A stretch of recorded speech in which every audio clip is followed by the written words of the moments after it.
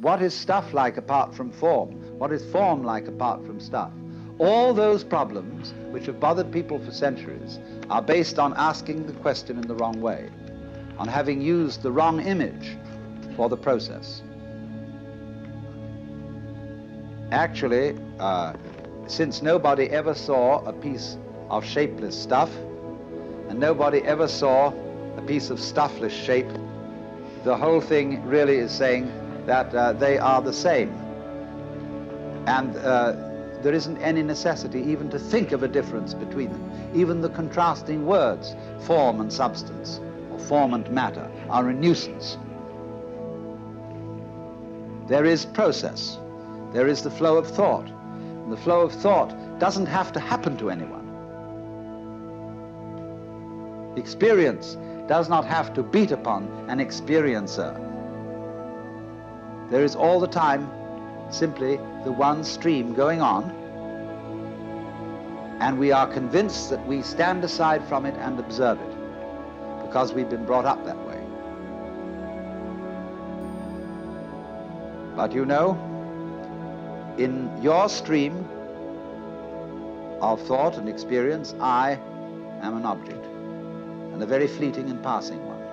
And consequently also in my stream of experience, you also are people who come and go. We are all, you see, living in the same world. We think there is me and there is an external world round me, but I am in your external world and you are in my external world. And if you think about that, you see we are all in one world, going along together. There isn't really the internal and the external. There is simply the process. It's very important to get rid of that illusion of duality between the thinker and the thought. So find out who is the thinker behind the thoughts. Who is the real, genuine you? And so one of the methods that is used is shouting. The Zen master would say to a student, now, I want to hear you. I want to hear you say the word mu and really mean it. Because I want to hear not just the sound, but the person who says it. Now produce for me that. He says, mu! And the Zen teacher says, no, no, not yet. Mu! And he says, it's only coming from your throat. I want to hear your belly.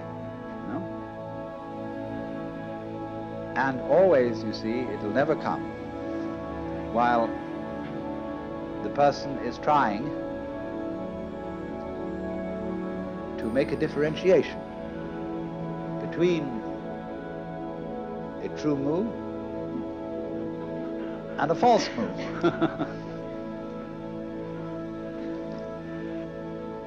To act with confidence, you just do it. But since people are not used to that, it is necessary to set up protected situations in which it can be done.